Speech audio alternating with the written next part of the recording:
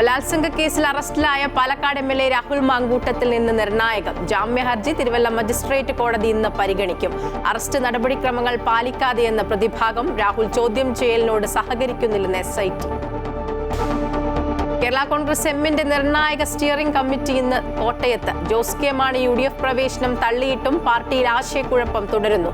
LDF വിടണമെന്ന നിലപാടിൽ ഒരു വിഭാഗം നേതാക്കൾ.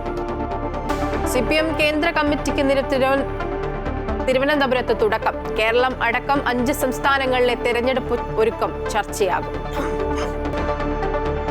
റിമാൻഡിലുള്ള തിരുവിതാംകൂർ ദേവസ്വം ബോർഡ് മുൻ അംഗം ശങ്കർദാസിനെ ആശുപത്രിയിലേക്ക് മാറ്റുന്ന കാര്യത്തിൽ തീരുമാനം ഇന്ന്. ജയിൽ ഡോക്ടർ സ്വകാര്യ ആശുപത്രിയിലെത്തി പരിശോധിക്കും. SIT ഇന്ന് തന്ത്രിക്കായി കസ്റ്റഡി അപേക്ഷ സമർപ്പിക്കും.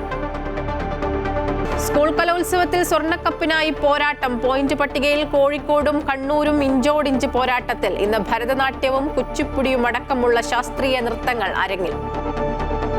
സമാധാന നൊബേൽ സമ്മാനം ട്രംപിന് സമർപ്പിച്ചതായി വെനിസ്വേലൻ പ്രതിപക്ഷ നേതാവ് മരിയ കൊറീന മച്ചാഡോ. വൈറ്റ് ഹൌസിൽ ട്രംപ് മരിയ കൊറിനോ മച്ചാഡോ കൂടിക്കാഴ്ച. വെനിസ്വേലക്കാർക്ക് ഇത് ചരിത്ര ദിനമെന്ന് മച്ചാഡോ.